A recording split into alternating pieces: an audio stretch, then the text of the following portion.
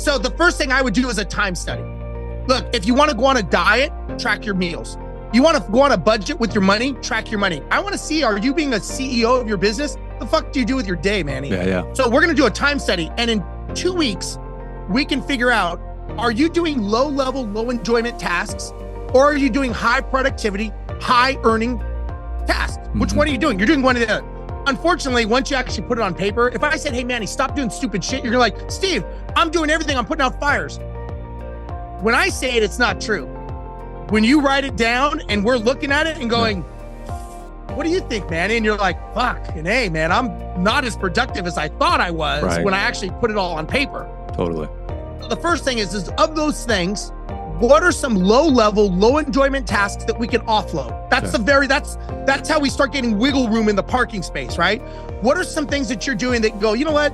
It's got to be done, but does it really need to be done by me? Sure. So first thing we do is we take those tasks, we systematize them, we automate them, and then we delegate them. Okay. That could be delegating to a virtual assistant, an employee, or a software. Yep. So I kind of gotta pull you out of the weeds a little bit and go, look, Manny, this is your life for 2 weeks. This is how you live, right? Mm-hmm. This is the pattern we're seeing. So I'm kind of pulling you back a little bit. Yeah, we just jam, man. I'm very curious. I ask a lot of very curious questions, and it just rolls, man. There's no agenda. There's no formula for how I do this outside of just listening in, paying very close attention, and trying to put myself in the shoes of the audience, see what they might find valuable, find out what I could probably learn some things from you too, and let's tell a great story, man. I love it, man. I'm ready to rock and roll, brother. Right, well, we're already rolling, man. See, I always do that. I see people don't even know the thing is going until I tell them. They're like, "Oh shit, it's actually rolling already, man." So, I'm good, man. I'm good. You it's your world. I'm just hearing it, man. What we're gonna do? We're gonna take flight. We're gonna launch this airplane off, man. We're gonna ascend this conversation, man. You see what I did? We're gonna take off. We're gonna take off. That's right there, right? So, but we have to get into the cockpit first. We got to make sure we run through our systems and our checklists as well, Steve. So I know you're a man of familiarity there. But hey, listen, man, on that same note, brother, I always like to get us, hey, here I go again, some runway so we can actually take this plane off, right? Where you fill us in kind of on the journey, man. And again, you probably have your version of it. And then once we start to unpack from there, I will find all kinds of goodies to start to assemble in the conversation texture here that we can explore from there, man. So kind of walk us through that, right? Like start to build the runway for us so we can actually take this plane off and have some fun in this conversation. Absolutely, man. Absolutely. I'm like an onion. I have a lot of layers to me. I love it. Yeah. Just don't make us cry. So, yeah, there you go. No crying, hopefully. My story, I as a little kid, grew up, born and raised in Los Angeles, California. And I only wanted to do one thing as a kid, and that was be a pilot. That was it. I'd look up in the sky and I'd be like, wow, how do they do that? Where do those things go? Out of LA, you'd see them cross and go, getting feet wet, going over the water. And I'm like, where do these things even, how does this work? Yeah. And I just became really, really, interested in this.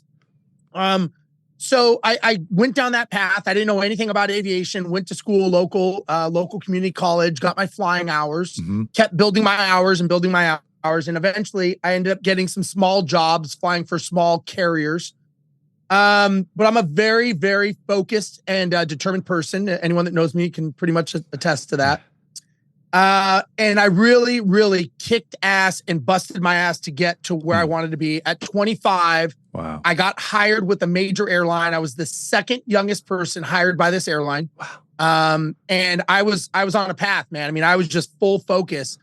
I just got married. And so, I had the job of my dreams. I had a pension, I had a 401k, I had a seniority number at a major international airline. I was 25 years old. I'm like, I'm fucking set. We're rock and roll, baby. Yeah. And then a day in history happened that changed everything. And that was 9/11. And I'm sure you're old enough. I'm old enough. I'm sure people watching are old enough to remember that day is something that it tragically changed the lives of millions of people, myself included. And the reason is the safe and secure job that I thought I had as an airline pilot came to a halt 2 days after the towers fell because I was given a furlough notice. Oh, wow. And I was told basically, hey, Steve, that safe and that secure job that you thought you had, it was never safe and it was never secure. And you're going to be on the street with 50,000 other pilots. So good luck. So the downside to being so focused and wanting to do so much and so driven, I didn't know how to do anything else. Like I had zero skill sets in the world. Right. So not only did I have to tell my wife that I was going to lose my job, now I had to go back and say, I don't even know what else I could do because I only know how to fly a plane around in the sky. And apparently that's not very marketable right now. Right. So I was, and look, we all have these pity parties and these shit shows that go on in our minds of what am I going to do? And I thought, okay, you know what? In flying, they always tell us to work the solution. Don't work the problem, work the solution. Find a solution. That's good. So, you start asking different questions, you'll get different answers. So I'm like, okay, how do I fix this? How do I fix this? And I started going towards real estate because I didn't know anything about it, but I just saw a lot of people made a shitload of money owning real estate and it was stable. And I thought, okay, I know I'm going to get my job back with the airline after furlough's over. That is synergistic with the airline job. I can own rental properties, all this. So I started going down the real estate path. And then I decided that I was going to build a business that would always be independent of anything aviation related. I never wanted to rely on my airline job as my sole source of income. Right. So I created a property management company. It was in the real estate world, me and a business partner. And we thought, okay, this is a good path. Everybody needs a rental property, roof over their head, and someone needs to manage them. And we realized that was an industry. What we didn't know was how to run a fucking business. And we started building a property management company. And next thing you know, we're working 60, 80-hour weekdays. We are having everyone yell at us because they think we have this magic answer to shit that we had no idea. Every problem was coming and being dumped on our doorstep. And the bigger we got, the bigger the problems. And I'm like, okay, this is not what I thought with owning a business. Like, where's my Corona sitting on the beach here and I'm getting mailbox money? Wasn't happening. As we kept growing, clients were getting pissed. All this shit was going on. And I'm like, okay, this is not, like, I was afraid to even go away on a trip because I knew when I landed, the amount of emails and phone calls and shit shows going on. I'm like, I don't even know if I want to do this. Like, this is not what I thought. But I knew that there was a way. Like, I knew there were people that were building businesses successfully. I'm like, I'm doing something wrong. So I won't go in too much detail for you, but basically what I ended up doing was sitting down one day at an airplane gate, and I'm watching this plane come in and park. And as I'm watching this plane, I fly a Boeing 777, right? Okay. So it's a very large, wide body aircraft, holds 350 people. And I'm watching 350 people get off the plane. I'm watching all of their cargo get offloaded. Fuelers are hooking up these fuel lines, pumping 250,000 pounds of fuel. Maintenance is walking around. Caterers restocking. Cleaners are cleaning. Pilots are doing all the safety checks. And I'm watching this going, in 1 hour, that plane loads up, pushes back, and not one person has to talk to anyone else. And I thought, you know what?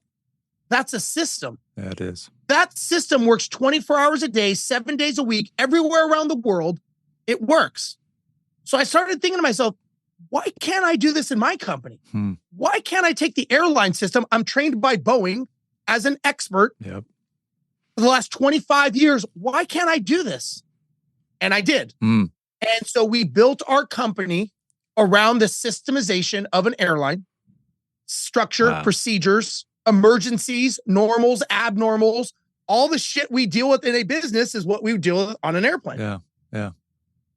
We took that business, we scaled it to over 1,000 properties inside of 7 years. We were the fastest growing property management company in the state of Texas. And then we sold it to a venture capital firm that had 10,000 properties for millions of dollars and, all that stuff. But what was interesting is after I sold it, I had a lot of people coming up to me saying, how did you do it? And I'm like, I used my experience as an airline pilot. And they said, could you help me? Wow. And I thought, I could. Yeah. So now what I do is I help people build a business, not a job. Most people really have a job. They call it a business, but they can't leave. So I show people how to build a business to make it run on autopilot, another pun there, to make it run without them so that they could actually enjoy their lives. So they could live their life and enjoy what they want to do and not be a prisoner to the thing like I was to the thing that they thought was going to give them freedom is actually the thing that's strangling them to death. Sure. And so that's kind of my story. So I still fly. I am a pilot. I fly all over the world. And I do it because I love it. I fly a $250 million aircraft 3 times a month to Tokyo, Amsterdam, so Frankfurt, cool. Rio de Janeiro, Buenos Aires. Yeah. It's kind of a cool gig. Like it's not bad, right? Yeah. I mean, plus the benefits and of traveling. I show people how to build their I show people how to build their businesses. And that's my story. Yeah. No, it's incredible, man. It's funny you bring that up because I grew up right next to the airport here in Las Vegas. And so I kid you not. So same to you of in LA, I grew up, I could hear the planes landing and taking off almost at scale every other couple minutes, right? And so I had this natural fascination for them as well. So I've been around that. I watched one take off like 2 years ago. I'm sitting on Las Vegas Boulevard. You can see the airport, the planes taking off. I watched a Boeing. I think it was a Virgin plane. It was one of the big ones. It's got the humpback. 787 or a 74, yeah. And I looked at it and I go, isn't that fascinating mechanical piece of engineering that big ass thing can take off and then fly halfway around the city faster than I can travel less than a quarter of a mile. I said, that's fascinating, man.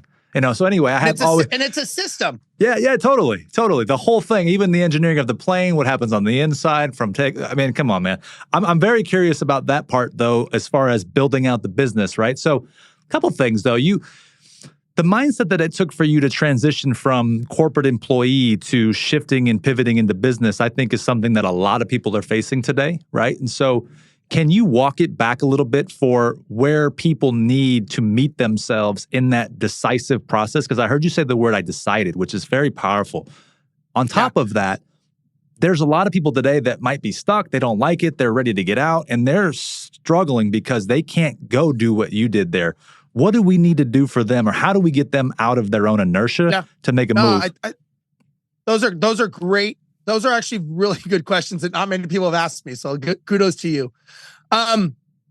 So one of the things that I want to say is everybody has a choice. Mm-hmm. So when someone says I can't do it, I'm like, you can. You're choosing not to. First of all, we wake up in the morning every day. You, I, everyone else, even Tony Capullo wakes up in the morning and says, I have a decision that I'm going to be better or I'm going to be worse than yesterday. That's it, right?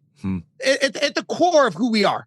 Because if you don't make a decision to be better, well, then you are making a decision to be worse. You're just kind of sugarcoating it, saying, I'm going to be the same. You're never the same, right? So when someone says, I can't do it, I tell people, you know what? That's bullshit. First of all, just tell me you don't want to.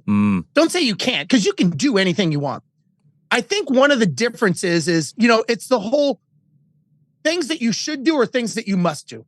Yeah. For me, my back was against the wall. I had no other decision and I had no other choice. So it's the going to pleasure or running from fear. I was running from fear of losing everything because I didn't know what to do. So I took action. I think today, a lot of people, number one, because of maybe social media, I don't know, but a lot of people, they have this imposter syndrome. They have this self-doubt and it causes them not to take action because they don't want to look dumb. Right. Look, when I had my back against the wall, I could give a shit how I looked. I was like, I am moving forward. And I just real quick, just a quick sidebar. When COVID hit and all the airlines shut down, this is probably a lot of people remember. I mean, the airlines were parking planes, shutting down. People were going bankrupt. And a guy calls me and says, hey, man, I'd like to have you on my podcast. It's an aviation podcast. I'm like, okay, cool. He's like, look, I don't know who you are, but you're the highest requested person that I've ever seen to be on my show. Okay. So he hears a little bit about my backstory and he's like, oh, that's awesome. So people asked questions prior to the show. And so he said, one of the questions is what's the difference today of the airline shutting down with you versus what happened after 9/11? And I thought about it and I said, you know what? It's one word, action. Actually, 2 words. I took massive action.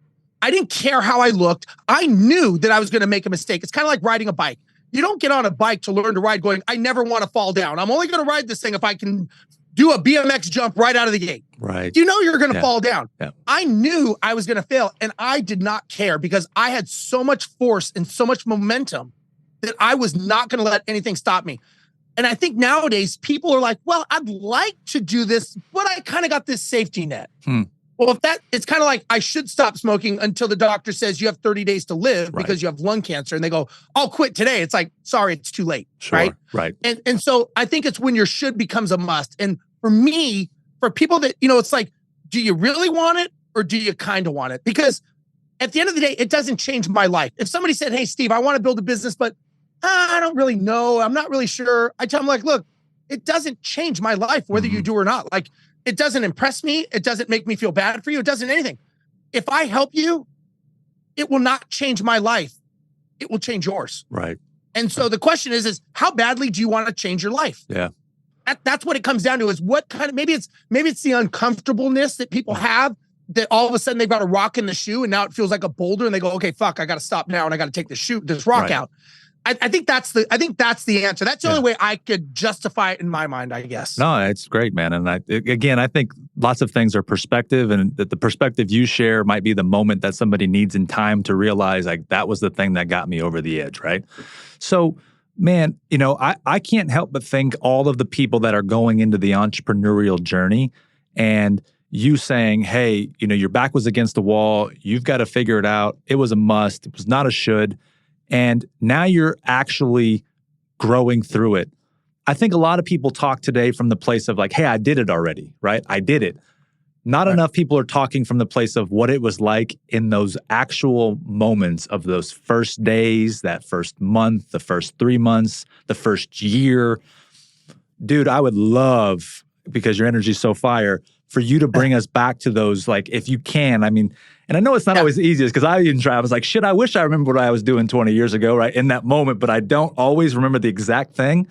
But I think we need more of, what the hell is it like when you're in that first week and you have no idea what you're doing, and then the second week, like, what's actually going on when you're building that business before it's ever become a business with 1,000 properties and selling to a VC? Did you give me chills when I think about it? I'll tell you. So I'll give you a quick example. So I'm like, okay, well, I don't know anything about real estate, but it seems to work for a lot of people. So I'm going to go down this path.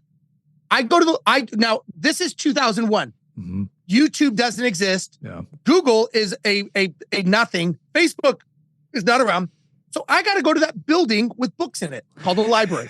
And I got to get a library card. And I go every week to the library and I read a book a week. Wow. And I was like fanatical, man. I was like, nothing is going to fucking stop me from figuring this out. I'm like, I may not be the smartest guy in the world, but I am not going to fucking quit and I am not going to be beat.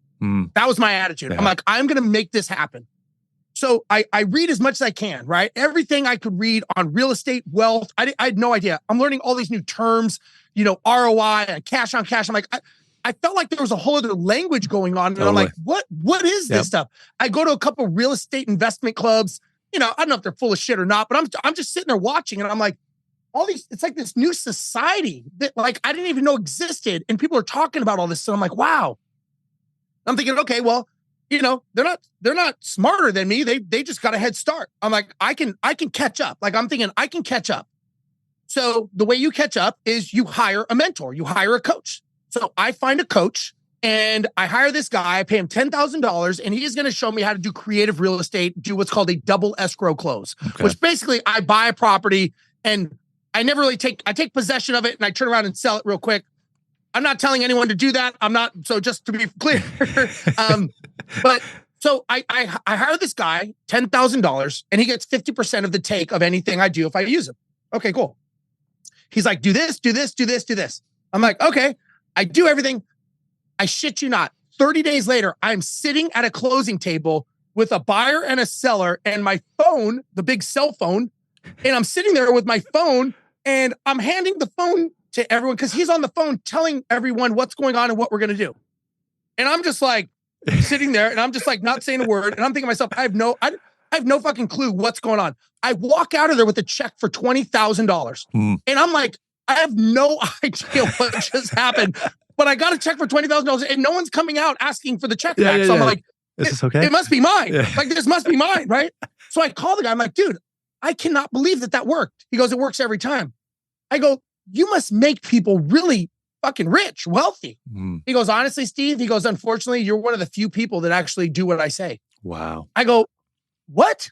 I'm like, but I paid you $10,000. I'm like, are these people that do it for free? He's like, no, people pay me money and they don't do it. I'm like, why would somebody pay you money and not do it? He goes, man, he goes, if you can answer that, I'll fucking double what I give you. He goes, that's the question. By the way, And I'm like, sorry, I had to jump in. Nothing's changed in 20 years then, because it's still the same, dude. It's still the same. So it just goes to prove people haven't changed even in 20 years. So people figure it out. Changed. Yeah, figure it out, people. All of a sudden, I am like freaking on fire, man. I am like scorching earth. I'm like, I'm going to make this work. Like, I got this. And I ended up doing that over and over and over. And then I started trying to figure out some systems. The problem with doing that in real estate for me was it was like a hamster on a wheel. When I stopped, it stopped. So when I stopped flipping properties and wholesaling, my revenue stopped. And I'm like, man, I made a lot of money. I actually made enough money to buy my first apartment building. Because what I learned was the skill set of being successful was not how hard I worked. It was how well of a communicator I was. So I started taking classes on sales, on NLP, on negotiation. And everyone's like, oh man, you should learn how to put up a wall. I'm like, I don't even fucking own a hammer, man. I'm like, I'm not doing that shit. Like, no way. I'm dangerous. Like, me and my business partner tried to put a mailbox together one time. It took us like 4 hours. We threw it away and bought a pre-made one. Yeah. I'm like, I make my money from the neck up. That's what I tell people. Yeah. Wise. And I'm like, I am just going to be fanatical about being the best communicator I can be to close deals because I make my money by negotiating. Yep. And I did. And so that was the first venue into that. And I will tell you, owning the business, I thought would be easy. I'm like, man, I'm smart. I know how to do this. You know, business like real estate has a way of coming back like a wrecking ball through your front door when you have fucked up and made the wrong business model, and it doesn't discriminate. It doesn't wait. When it's ready to come through your front door, it's coming. And I learned when I was building my business, you know, one of the challenges we had as we kept growing is we were under the assumption that people told us that as we grew and basically once we got to a certain revenue point and staff level, that all of a sudden the profits would go up, revenue would go up, fixed cost, meaning employees and everything would stay the same, and all the margins were there. Well, every time we kept growing, we kept having to add staff. And I'm like, this is not what I read. Right. Like, this is not working. So again, we started thinking, okay, right person, right seat. Why am I paying someone $50 an hour to show someone how to log into a software? Doesn't make sense. So we ended up learning about outsourcing with virtual assistants.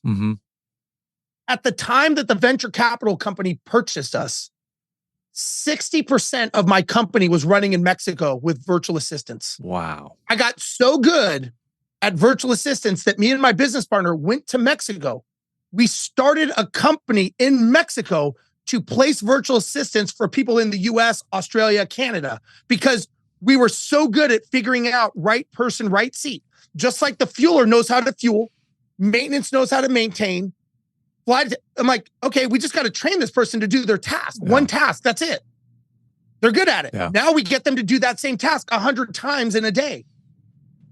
Seems pretty simple. So when the venture capital company came knocking on our door, they're like, we've never seen a company grow this fast and this smoothly where you guys are not even in the business. It's running on autopilot. And 60% of it is outsourced to virtual assistant, which what does that mean? We took our revenue from 59% of our payroll, which is about normal for a service-based industry. We got that down to 31%. That's all profit. Right. That is all profit. And when you're running millions of dollars, it's a good amount of money. Yeah. And I mean, so that model worked. So going back to your question, I really didn't know what I didn't know. You know, it's kind of like driving down a road in the dark the first time without headlights on. Yeah. Or golfing in the dark. You really don't know what's coming up around the next corner. Yeah. Now it's much easier for me because I know where choke points are going to be, where problems are going to be. First time around, it was like, you know what? We don't know. We're just fucking putting it in 7th gear and we are going down the highway and we will figure it out. If we hit a wall, we're going to get out. We're going to get a new car. We're going to keep going. It's kind of how we did it. And I'm not saying that's the right way. Can I jump in right there? Because I really want to would you advise against that as somebody now launches in? Would you say, hey, I know I can show you where the choke points are or what to look for? Or would you advise them to go balls to the wall like you did? Because it seemed it worked and it forced them to meet that another level of themselves and in the business. So like, how would you cross that bridge today where you're like, hey man, go out and start going crazy, sell, negotiate, close, communicate, but then also be mindful or be aware, right? So do you understand where I'm coming from with that question? Man, you got some, I got to tell you, brother, you got some good questions. You're asking the right questions. Hey, man, I'm bringing the fire from Vegas, baby. You're bringing the fire. Okay, so the first thing, and these are things that I've learned along the way, right? Because you don't know what you don't know. Mm-hmm. So one of the first, I don't want to say mistakes, but one of the first things that I learned, and I learned this from my mentor, one of my mentors, is when you, let me ask you, let me pose a question and you tell me. If I said, hey, Manny, tomorrow, let's go to Vegas, let's hop in a plane, let's get up in the air, and we'll talk about our plan after that. And you're like, okay, cool. We get in the plane, we get up in the air, and I'm like, hey, by the way, I really don't know where we're going. Like, do you want to go to Hawaii? You want to go to London? You want to go to Rio? Like, where do you want to go? But before you decide, just so you know, I've never been to any of these places. I have no idea how much fuel we have. I don't know the routing. I have no idea the airport. I don't know what it looks like. And I've never actually flown this plane before. This is all new to me. You probably wouldn't get in that plane with me, right? Right. Correct. Now, when we fly a plane, when I fly my plane, and let's say we're going to Honolulu, Hawaii, right? I know that before we even get in the cockpit, we are going to map out the routing. Mm-hmm. We're going to know the weather. We know how much fuel we need. We have contingencies for any emergency that could happen en route. Mm-hmm. We have checklists. We walk through situations and scenarios. We know what the airport looks like, what the runway is, and the gate that we're going to park at when we get to Honolulu, Hawaii. Right. Big difference. So we have a destination and we have a route of how we're going to get to the destination. Mm-hmm. So my question is to you and to people watching, how many people start a business? They don't know where they're going to land. They don't know how much fuel they have. They don't know their routing. They have no contingencies in place, but they got a good feeling. Yeah. Now, some people will make Hawaii. Yeah. Most people, entrepreneurs, will crash and burn and they will die. Mm-hmm. The entrepreneurial highway is littered with people who had great ideas. I love that. So going back to your question, what I have learned is the very first thing that we have to determine is where are we going? You don't just get in your car and drive. You get in your car to go to a destination. Right. We get in an airplane to go to a destination. But why is it so many business owners, when they start a business, they just think they'll figure it out when they get going? That just, in flying, that just takes you to the crash site quicker. Yeah. Right? Sure. So to answer your question, and again, this was something that was asked of me and I didn't have the answer when my mentor asked me, is you have to create a sale date in your business. Okay. Now, the reason, and you may say to yourself, Steve, this is a legacy company. I'm going to pass it down to my children's children. And again, you want to be very careful with what I just said. I said, what is the sale date? I didn't say, when are you going to sell it? Two different things. The sale date means that you have a saleable asset because it is running without your involvement. If you have to be involved in the business, you don't own a business, you own a job. Yeah. And it's probably a shitty paying, stressful job at that. The more valuable you are in your business, the less valuable it is to anyone else. Because if I bought Manny Vargas Inc., I'm buying the system. I'm not buying you. Yeah, totally. So the first question is when is this thing done that we reach our destination? What is the revenue? What is the date? And when I say date, I mean a day, a month, and a year. So when I coach people, I ask them, what is the day, month, and the year that you have a saleable asset? I don't know. I'm like, okay, so if you don't know your destination, like, for example, this is a $20 million company with a 35% profit margin with me working 2 hours a week. Okay, now we have a good idea of where we're going. Right. We know the date, and this is January 1st, 2028. It's not 5 years, 10 years. It's not 10 to 20. Specific. It is a specific date. Because if you don't have a date, it goes in the someday file, which never comes, right? Ooh. So once we have that date, we reverse engineer the business to today. That is the routing. That's from Houston, Texas, or Las Vegas to Hawaii. That's how we're going to get there. We may look and go, man, that route's not going to work today. We don't have the fuel. We don't have the revenue. We don't have the capital. We're not going to reach Hawaii at that time. A Cessna 152 is not going to get there at the same speed as a Boeing 787. Right. So are you capitalized correctly? Do you have the right staff? So based on that, the destination, the first thing I do is I say, okay, let's take a snapshot of where we are today. The snapshot is what's called an organization chart. Right. What does your company look like? Right? Are all the roles filled? Do we have any weak points, any blind spots? Once we take a snapshot today, we go, okay, for this to be a $20 million company in June 1st, 2028, making $20 million a year with 35% margins, what does the staffing look like at that point? So you have two org charts, one for today and one for when the business is built out. Got me? Yep. So now we know, okay, this is where we are. This is where we're going. Pretty clear. What is the route we need now? And now we start working the route. So now we're doing it more systematically. Look, you can get there. You don't need these things, but it's a little bit easier, right? Like you could find Hawaii on your own, but it'd be easier if you had a map and a route. So with that being said, that is one of the biggest challenges that I know we had and a lot of people had when they didn't have that destination of where they were going. Right. You can pick the destination because the next question is, okay, Manny, you want to have a $20 million business June 1st, 2028. My question to you is, are you a $20 million CEO? Are you doing what it takes? Do you walk like it? Do you talk like it? Do you act like it?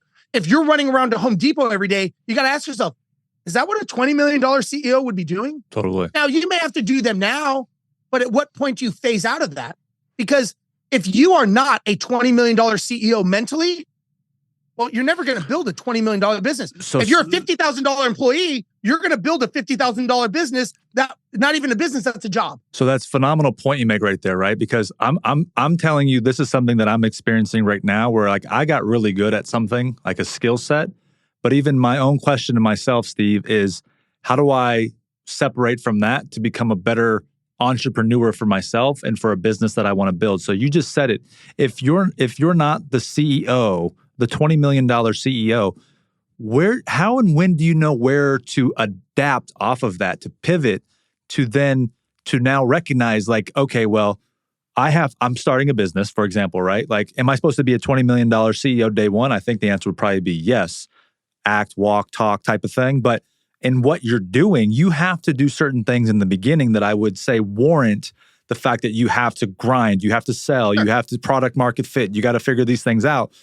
But then you're saying, okay, how do you shift to the 20 million? I'm very curious about that pivotal moment where you can identify what you need to do to break through to the next level, right? Like that's a very perplexing and sort of just curious place that I go. 100%, brother. And it's one of those things that you have to go from being the operator working in the business to the business owner working on the business. Okay. And sometimes you have to wear multiple hats. Like, look, in the beginning, you may be so let's just take an organization chart. An organization chart, if we looked at the flow of any business, marketing makes the phone ring, right? Mm-hmm. The goal is to have the phone ringing with the right people, meaning your target client, that gives you the most return on your capital, that is the lowest client acquisition cost. So let's just say, for example, you're doing this right and marketing is making your phone ring. Sales picks up that phone, answers the phone, I say phone, could be an internet, opt-in form, whatever. But they pick up that phone and based on the sales step process, they determine if this person is a good fit for the company, if we can fulfill the order, and if so, we close them and they become a client. So the question is what's the conversion rate, right? Mm-hmm. What's the sales step cycle? What are the sales step process? Marketing makes a phone ring, sales picks up that phone, answers it, turns them in to a client, and then it goes to operations. Operations processes that order that's being fulfilled, and operations has two main jobs. Well, three. Number one is to process the order, but they do it so good based on the systemization of the business that they get that person to buy again, meaning a repeat customer, ring the cash register multiple times. That brings down your client acquisition cost. So they get them to fulfill the order, client, bring down the acquisition cost by a repeat customer, and they have a referral. They go, shit, man, you guys did such a good job. I've got 5 friends just like me. You're the product of the 5 people you hang around with. If I am a target client for you, don't you think I hang around with other people that would be your target? No. Do I have a referral program that says, hey, Steve, you got anyone else that you know that would like to learn how to make a multi-million-dollar company and do nothing and have it run on autopilot? Yeah, actually, all of my neighbors are entrepreneurs. They'd love to talk to you. Interesting. So again, marketing, sales, operations, accounting makes the phone, makes everyone paid, and leadership sits over the top. That essentially, now you've got IT and account, HR, But for a smaller business, it's those 4 things. And the 5th is the leadership that's over the top. And that essentially is an org chart. So my first question, again, going back to what you said, is, okay, all right, Manny, what is your disc profile? What is your personality? What are you good at? And what do you fucking suck at doing? First thing. Right. Right? So I'd be like, hey man, I'm great at communicating sales. I can connect, I can move deals through, but I'm a terrible operator, right? Like that's it. I'm not the systems guy. I'm not the numbers guy. But let me ask you that. So I'm actually going to stop that question and ask you that though, because I think that's an interesting point. So if you're coaching me, do you say, suck it up, Manny? You got to fucking figure out how to become the operator because it's your business? Or do you say, hey man, you got to go partner with somebody or hire this person? Or how do you navigate that right there? My position is, we play to your strengths, we outsource your weaknesses. Okay. So first thing, if I was coaching you, when I coach you, no, just kidding. Yeah. The seating, baby. I'm closing. Got it, man. I love it. I'm with it. So the first thing I would do is a time study. Look, if you want to go on a diet, track your meals. You want to go on a budget with your money, track your money. I want to see, are you being a CEO of your business? The fuck do you do with your day, Manny? Yeah. So we're going to do a time study. And in 2 weeks, we can figure out, are you doing low-level, low-enjoyment tasks? Or are you doing high productivity, high-earning tasks? Which one are you doing? You're doing one or the other. Unfortunately, once you actually put it on paper, if I said, hey, Manny, stop doing stupid shit, you're like, Steve, I'm doing everything. I'm putting out fires. When I say it, it's not true.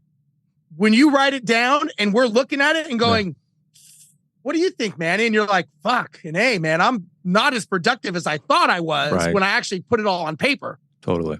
So the first thing is of those things, what are some low-level, low-enjoyment tasks that we can offload? That's that's how we start getting wiggle room in the parking space, right? What are some things that you're doing that go, you know what?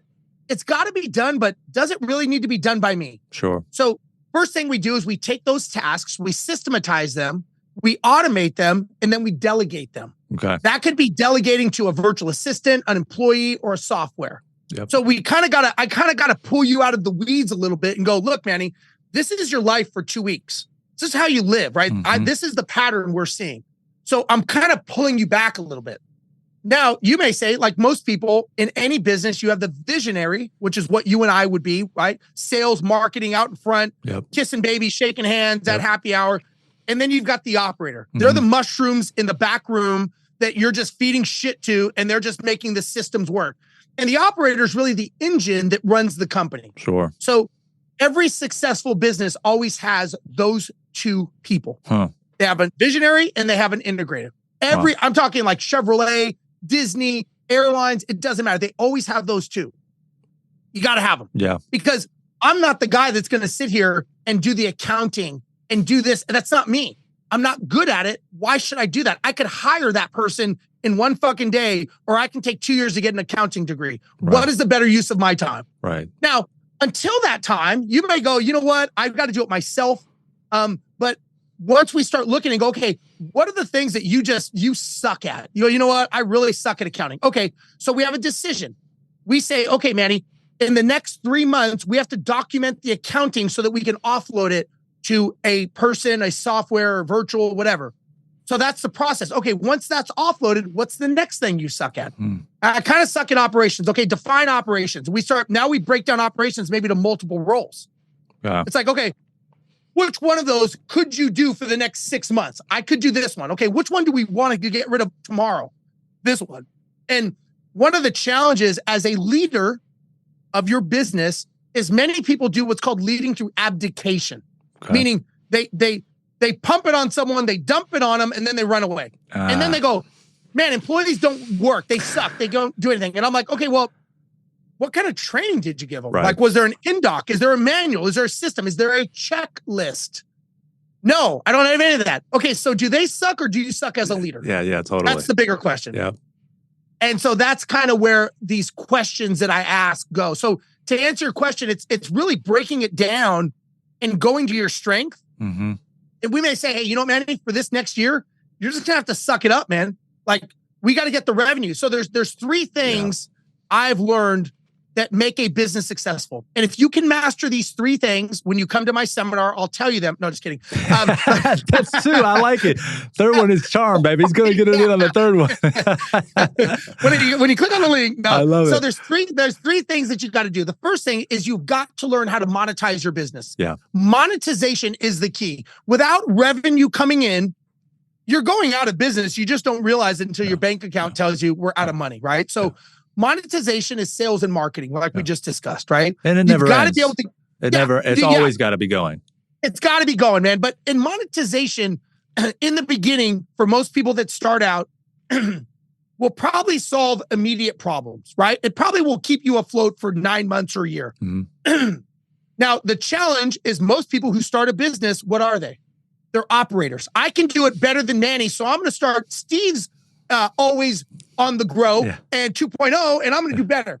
The problem is it's kind of the old hamburger story. If I made a better hamburger than McDonald's, it doesn't matter. They'll still put me out of business. Right. Yeah. Because they have the monetization side. After you do the monetization side, next is the systemization to get repeatable tasks done over and over again. Most businesses have about 8 to 11 systems. Wow. Okay. So monetization, systemization, duplication. How do I duplicate Manny and get 4 Mannys running around? That's the manuals. That's the training. That's the checklist. How do I grow my company in 5 different cities based on the duplication of me and what's in my mind? Right. The biggest reason why people don't grow is they think that they're the only ones that can do it. No one can do it better than me. I'm the best. I'm the king. I'm this. Well, I get it. But if you have a business like that, then it's not a scalable business, which means you own a job. Yeah. And look, many people have that. You know, Grant Cardone is Grant Cardone, right? You can't have another Grant. You know, Tony Robbins, right? Now, as we know, Brad Lee has Lightspeed. So Lightspeed is a duplicatable model because it's something that can be duplicated over and over again. Mm-hmm. So it's something to be said is how do you duplicate what you're doing over and over again to where, you know, a lot of times it's our heroitis. I birthed this business. It's mine. It's my baby. No one can do it as good as me. I'm like, that's fucking stupid. Like you are basically making a job for yourself. Yeah. I think it scares a lot of people, my man, to for example, like I've experienced this where like the revenue, the monetization side of it, it's like you go so much on the sales. So the question I guess comes back to you, Steve. It's like, okay, at what point do you say I need to systematize this? And then what do you like? So now we're talking about let me say that correctly. Systematization. I was making some shit up there. Systemization. So now, now I have to go down and I got to think about, okay, what did I just do to sell all those products, right? What did I do to get the phone to ring? How did I do it? Okay, so now you're saying I have to go sit down and I got to think about, and I got to write some stuff out, right? I'm figuring out, okay, how do I systematize what I just did so that I can bring John Smith in to now do what I just did, correct? So now he's going to take over the sales part. You see where I'm trying to draw the picture of where people can get all messed up in their heads where it's like, well, how do I know if that's the right time? And how do I know that this is the thing I need to do? And how do I know this? Like, is there a recipe that there needs to be understood of like monetization? Hey, once you hit X and you're tapped out and you can't do anymore, you're physically exhausted because you literally have now to fulfill. And now you need to figure out how to put that person in so you can now move over and you can go work on operations if you're just getting started. Or you see where I'm going with this kind of thing? Yeah, so like, absolutely, yeah.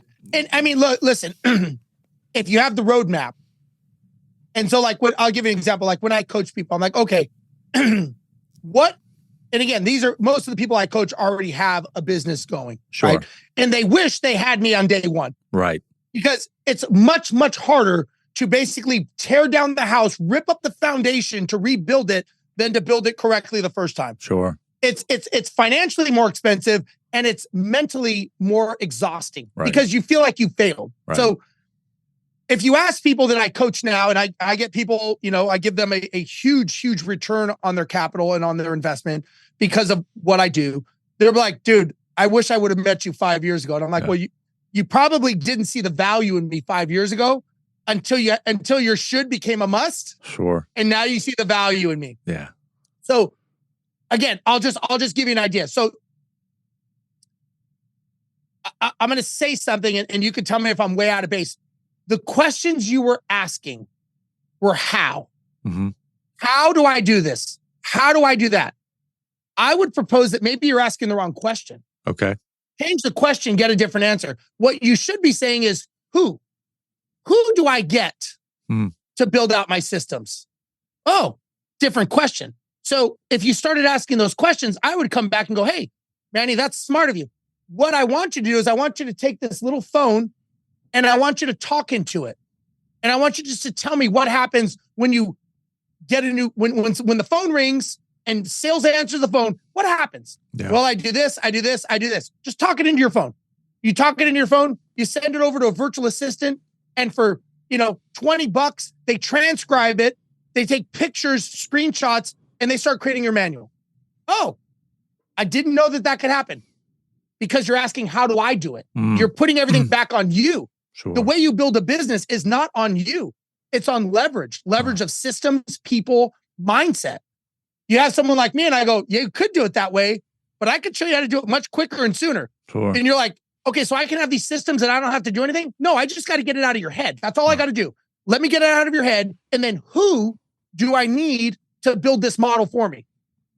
And all of a sudden, now you're like, oh, fuck, this is not as much. Because you're thinking, fuck, I don't have time. Yeah. I'm building a business. I don't have time to sit down and document it. Right. My question is why do you always assume it's you? Right? So a lot of times we assume we have to do it all. That's, as I say, that's a you problem. That's not reality. But if you think it is your reality. Right. That's powerful because you're basically saying, hey, man, how we see the world needs to change and how we see business needs to change. And that's a hard bias that I think a lot of people suffer from, where they're focused on it all has to, probably what keeps a lot of them stuck, right? Which goes back to that question of like, how do I know how to shift from that to that $20 million CEO, right? Which is where we were going earlier, which is, hey, here's who I have to become in order to make this thing happen, which you referenced that in great fashion there. So talk to me about some of the sort of the piloting formula that has come out of this in terms of what it was you took from the airlines that you work with and its natural application just pushed over towards the businesses. Was it a literal, hey, I understand how to build a system because I walk through them every day, and then I just went over and I modeled my own and I created my own formula, and now it's, hey, here, insert there, business growth happens? Like, I'm just extremely curious about how that all came to fruition. Yeah, so, it's one of those things that, it evolved, right? Once that, all of a sudden, like I said, I'm sitting there watching this plane park at the gate, and I'm like, I've been doing this for fucking 20 years and I've never paid attention to what happens. And all of a sudden, that was like that light bulb. Like the answer was always right in front of me. And I'm like, okay, what else do airlines do that are systems? Like what else? What, all of a sudden you step 3 feet away. Like I tell people, I'm the smartest person in your business because I'm 3 feet away. I have a different perspective. It's kind of like when I'm in the simulator and they're doing engine cuts and failures. The sim instructor is the smartest pilot in the room because he's not doing it. He's just sitting back watching going, yeah, you guys totally fucked that up. You did this, this, and this. We're like, really? I thought I did it good. They're 3 feet away. So by me being for me to detach, remove myself and step 3 feet away from the airline industry, I started looking at it going, So I'll give you an example. Let's talk about leadership. Yeah. Okay. As a leader, if you had Manny Inc. and you brought on an employee, and that employee all of a sudden started messing up. They were showing up late. Maybe they were doing some issues. They weren't answering the phone correctly. They were being rude. You probably would go like, hey man, you gotta, I'm getting a lot of complaints about you. You need to do a little bit better. I don't like where this is going. Correct them. Okay. Is that a safe statement? Sure. To a degree. If they kept fucking up and all of a sudden you hear them screaming at something and it's not what you want, you're getting nervous and you're thinking, this guy's going to get me fucking sued. Or I'm going to lose my license, whatever it is. You may take more evasive action and more certain action because your livelihood's at stake. It's your business. Your financial life could revolve around the fact that this person could mess up and pull your license, right? So you may actually say, you know what? Fuck out of my way. I'm going to take care of this, right? And that's probably not out of the realm, correct? Sure, correct. So based on that conversation, You get on an airplane, you go into the jetway, you enter the aircraft, and you turn right. If you're Manny, you sit in first class. So you put on your seatbelt, you buckle up, you put your headphones on, not a care in the world, right? Mm-hmm. Have you ever turned left? You're in the cockpit. Left is where we sit. Yeah, correct. Where the pilots sit. Right. Think about this. Huh. You don't know me. You've never met me. You have no idea who I am, but you trust me. That's a lot of trust. You actually trust me with your life and with your family's lives. Yeah. And 350 people trust me. Yeah. We're flying along. Let's say we're getting the shit knocked out of us by a thunderstorm or a snowstorm, and we're just getting rocked. Have you ever gotten up and knocked on the door and said, hey, I'd like to take over. I don't think you guys got this today. I'm going to take over because you could kill me. You're shitting your pants in the seat, though. You're like, come on, by the way, move it. Do this thing. So here's the question. Why is it you don't know me, you've never met me, but you trust me with your life? You have an employee that you interviewed, you hired, you trained, and when they mess up, you push them out of the way. Why is it you trust me, but you don't trust them? It's an interesting question. Very, very. I would say, look, we're not perfect. Pilots aren't perfect. We make mistakes, but what catches our mistakes? The system. The systems. Mm-hmm. The systems and our training. We are trained and we have systems. What do most people not have in their business? Training or systems. Training and systems. Right. Right. That's why planes don't crash and many businesses crash and burn. Yeah. So if you could fix those two things, if you could put training and you could put systems in your business, you're going to have a higher odds. Look, I've been doing this for 30 years as a pilot. I have never once had somebody open the door and be like, hey, Steve, I think I got this today. You're hitting a lot of bumps. I think I'm going to take over because, you could probably do that once and you probably would spend a little time in a jail cell, but I've never had it happen, right? Yeah. So again, it's really, I always think that's interesting. And again, going back to your question, as I started stepping back, I was like, why do they trust us? I mean, I'm like a normal guy like you, right? We shoot the shit, have conversations. Yep. When I get into the cockpit, I'm a pilot. Yeah. Put your shit away, do your job, right? I got 350 people. We train and practice for every emergency that could happen. So we'll talk about checklists. Do you know how many checklists are on a Boeing 777? Yes. I mean, if 100. 1,100. Wow. Now, we don't use all those, but we have access to them when we need them. Because, I don't very often have to evacuate the aircraft from a rejected takeoff. But you sure as shit want to make sure I know where that checklist is to get you out of that aircraft. Right. So how many checklists do most businesses have? 0. Yeah, if you're lucky. Totally. If you're lucky, right? Yeah. I mean, most businesses, and when you come to my 2-day event, no, just kidding. One of the things I give people is when I there you go. I give people an emergency disaster checklist for their business. Like no one ever thinks about, what do I do if all of a sudden my data is raided? What do I do if an employee dies? All their passwords. I fired an employee. How do I shut down their access? These are things we don't normally think about.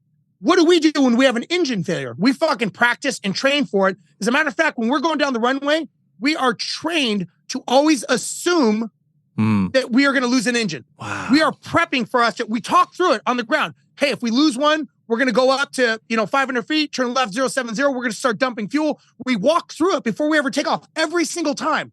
That's How many people talk about emergencies and disasters at their business? No. They don't. None. They hope and pray, God forbid, it will never happen. Yeah. But we know statistically by odds, the longer you're in business, the higher the chances you are of going out of business because you don't prep and prepare for them.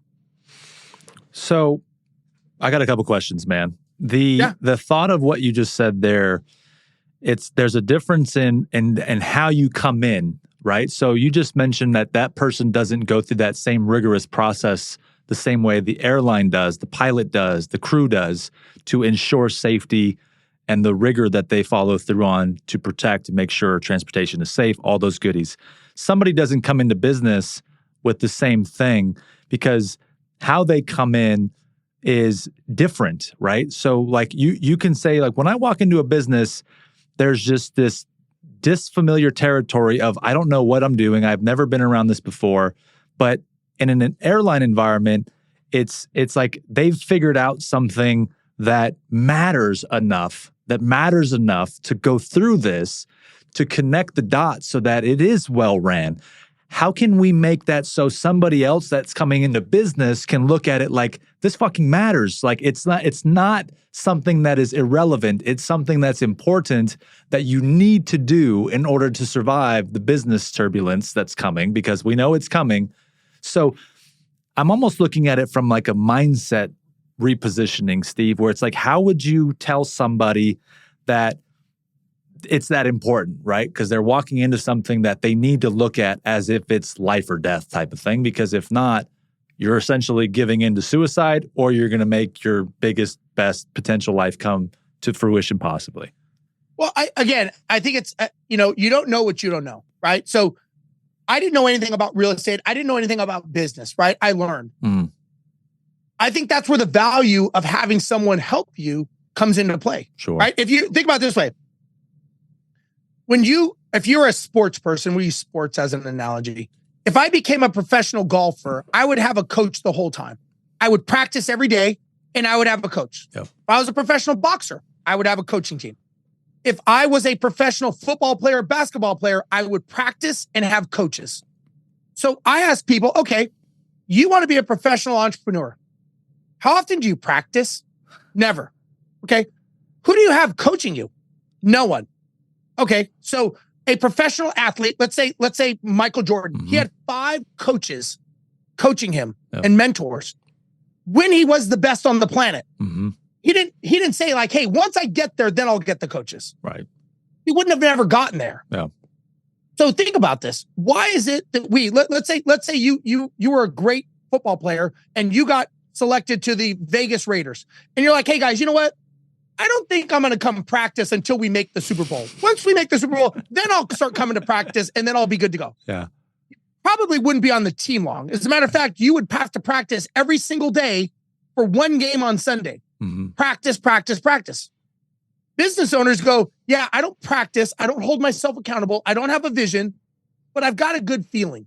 So I think the problem is they set themselves up for failure because, number one, they don't have anyone like me or whoever saying, hey, no, fucking practice every day. Right. I want you doing your shit. I want you to be accountable and you're going to answer to me. Right. Right. That's what it takes. As humans, we need to be accountable to somebody. And I think the challenge is when you're not accountable to anyone, that's where things go sideways, in my opinion. Totally. And that's where things get messed up. Understood. Yeah, man. I mean, in spirit of maintaining our flight time and our destination and getting there on point, right? We didn't have any thunderstorms. We didn't have to kind of course correct there, man. We seem to be doing some good time here. Pilots on the intercom saying all the good things, man, getting you all warm and fuzzy. The plane is coming down, man. Put your tray tables up, seat backs up, right? All that good stuff. One more question that I have kind of goes around what I just said again, and then I'm going to ask you one more on that, but it's a simple one.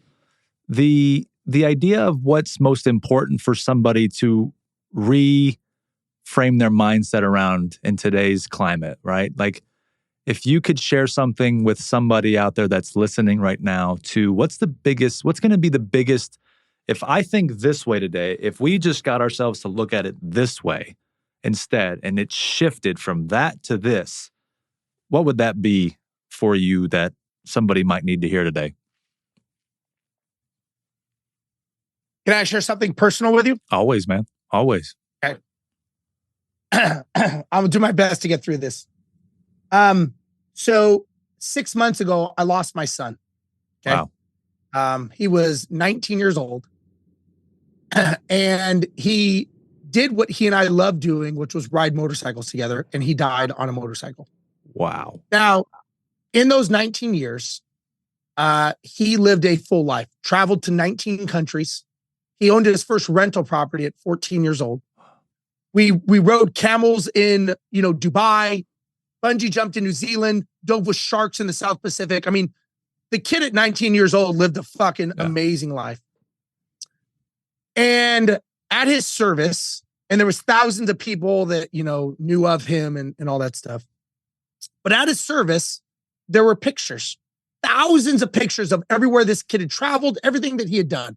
Everybody was talking about, wow, he was such a cool fucking kid. And I look back at that and I remember all of those pictures.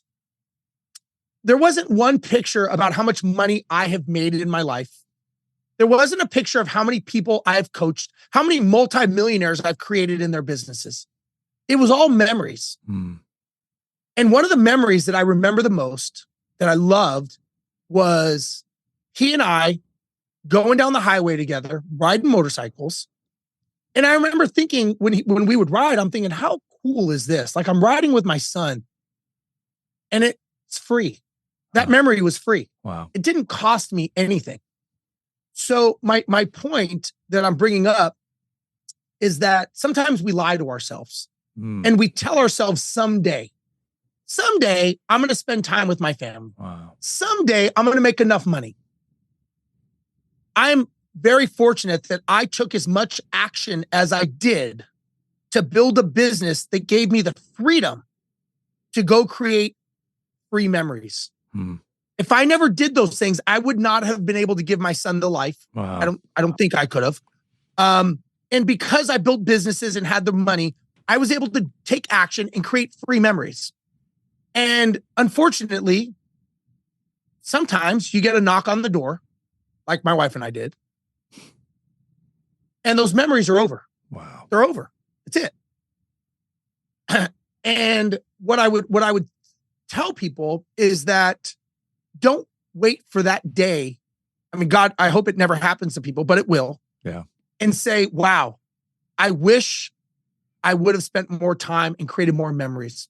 So when I coach people, one of the first things I make them do now is, what memories are you going to create with your family this year? Okay, we want to go to Disneyland. We want to go up to Red Rock. I don't care what they are. They could be free. They could be expensive. Once you identify them, then say, okay, what is this going to cost us? Well, all these memories collectively are going to be $20,000. Okay, that means that you got to pull out about, $200 a month or whatever it is to come up, or $2,000 a month, every month out of your paycheck to create these memories. Then you take those memories, you put them on a calendar so you're intentional. And the reason I make them do that is I don't want them to build the business and have no memories because I know what it's like. Sure. And I was fortunate enough to be able to spend time with my son. But I can't do that anymore. And so my point of all this is, if I was telling an entrepreneur, don't get caught up in being so busy that you have a three-legged stool standing on two legs. Part of what you're doing is you're doing it for the people that you love. So be true to that and actually create a business to create memories. And if you ask, like, Steve, what do I do now? My goal is to show people how to create memories. Because look, at the end of the day, as much money as you, me, Grant, anyone makes, it means nothing when that day comes. Right. I've lived it. Yeah. And every person, every father, every entrepreneur's worst nightmare is saying, man, I wish I did more. Yeah, man. I mean, we all would say that. I say that, but I can look and go, fuck, I did a lot. I did a lot. So that's what I would say. Dude, that hit me like a ton of bricks, man. I just had a baby. I got my own son now. He's actually 11 months today. Like, congratulations, I got man. little small tears swelling because I just know how much I've already crossed that. Like in today's, I got a beautiful fiance that takes a lot of good care of him right now while I'm building and growing. And like, dude, that hit me. I lost my mom when I was young too, man. So I was 10 when she died. So it's like, whoo, dude, it's deep, man. So it's tough. God bless you, and like brother. I said, it's as an entrepreneur, man, we get so busy being busy and caught up, and I do too, For sure. But I mean, I sat back and, and thousands and thousands of pictures. I'm like, okay, fuck, I guess I did something good. Yeah, totally. But that's got, obviously the situation is situation. There's no good or benefit in it, but the meaning you give to it because you were able to create those experiences together is, if it were to happen, that's the best way that it could have happened, right? It's kind of like that. Yeah. Like, what a blessing. Nobody wants it, obviously. And people are like, man, I don't know what to say. I'm like, there's nothing to say. Yeah. Like, and I've had people that you and I both know, famous people, they call me in condolences. I'm like, I get it. Like, it sucks as a human, as a father. Yeah. That is the worst. It's the worst. It's the worst knock on the door you could ever have. Man. God, dude, man. Sorry, man. I love you, man. I didn't mean to, I love you, brother. I down. love you, man. That's you know what? I'm sending you a virtual hug, man. I'm giving you a big one Thanks, over here. brother. I know. I appreciate it. You're, But again, if you're I a can help badass, people, man. Yeah. Listen, if I can help people, that's what I like to do. We actually started a foundation for my son. He was actually a welder. Okay. And I didn't know this at the time. But kids, there's no financial aid for people that want to go into the trades. It doesn't exist. I didn't know this. So a lot of his friends didn't go on to like trade school because they couldn't afford it. Right. So my wife and I started a nonprofit that it goes to help high school kids have money to go to trade school. Wow. Because incredible. Well, you didn't even know that was a thing. Yeah. So, people that donate, if anybody here wants to donate, if they donate over $200, I will donate an hour of my time to coach them for, basically for free. If they want to give back and give to we don't make anything on it. It all goes to the high school, for high school kids that want to go to trades, plumbing, HVAC, welding, Amazing. all those things that unfortunately they're trades that we need that nobody really thinks about. Yeah. So again, if anybody wants to do that, it's the website is Live Like Jet. So it's JETT. So it's Live Like Jet. That was his name. .org. So it's livelikejet.org. If they donate $200, just put your email and consult, so I know it's you, and I will call you up and we'll set up a time and I'll give you a free one-on-one. What a cause. I'm not trying to push that. I'm just no, dude. Are you kidding? No, I was going to ask you that next. What are we promoting? That was the next question. If somebody could, if people want to do that, that's great. I mean, I've got other stuff that I do. I do masterminds and 2-day summits. I actually did one at Bradley's headquarters last year. But I do them all over the country. And again, I show people how to build their business to run on autopilot. It's very simple. Incredible, man. Well, dude, God bless you, man. My final question for you, brother, is, and again, what a great cause, what a crusade there. Live Like Jet. How great, how great. In the spirit of the show, man, what does always on the grow mean to you? Man, you've got, I think entrepreneurs are like sharks. We have to keep moving. If we stop, we die. Interesting. And I think growing means you're growing mentally and you're growing as a person, right? You're growing. I think there's 3 things that we need to focus on as people, as a human race. And that's your health, it's your wealth, and it's your relationships. Yeah. Very simple. Yep. And I think you've constantly, and I'm not a big believer in the balanced life. I don't think that exists. I think you focus on one thing. And when you're done with that mini goal, you pivot and you focus on the next. Like I tell people, you wouldn't want me flying a plane and calling my wife. Probably would not be the good time. Hey, Steve, land the plane and then give her a call. Yeah. I'm going to go put on balance. I'm living my relationships and my wealth. Not the best thing. So again, it's focus, finish, and pivot. Amazing. I think so. Growing means never stopping. I think we're on a journey. I think our lives are like a book, and those books are made of chapters. Our 20s were a chapter. Our 30s were chapters. I just turned 50. That was a chapter. Yeah. I lost my son. Unfortunately, very sad, but that was a chapter of my life. There are going to be chapters. There's going to be good chapters, bad chapters, long and short. And I think we have to keep looking. The problem is many of us don't go back and reread pages of our lives to make future decisions. Wow. Right? We do it based on emotions. And I think that's a mistake. So I think sometimes we got to go back and reread pages of our lives for the good. Not always the bad, good things. Yeah. And kind of like my son, I mean, shit, what do you do, right? I've got to go back and look at the good things that we did, the traveling, all the experiences to make me not fucking, put my head in the wall, basically. But it's one of those things that you gotta look at those things. So part of growing to me is always moving forward and always trying to be a better version than you were the day before. Yeah. Brother, man, you brought it today, man. We had a great flight. This was a fantastic flight, man. We got to Hawaii safely, man. We're at the gate now. We're deplaning. And I'm walking over to shake the pilot's hand, man. I'm like, can I come sit in the cockpit for a second? Can I look and see what it's like to see what you guys see? And all those goods, man. Thanks, brother. I really appreciate you, man. Thanks for taking the time today. You got a great squad. They were very helpful as well, your team. And so until we see each other in person, man, I'll have to come check you out at one of those events, man, see what's going on here. I love it, man. You will check it out. You will be there, right. And you'll be a better person as a result, brother. I'm all for it, man. I'm all for it. Steve, hey, man. Pilot salute, brother. God bless you, man. Thanks for the time. Thank you, brother. All right, Thank Chad. you very much, man. Appreciate you, man.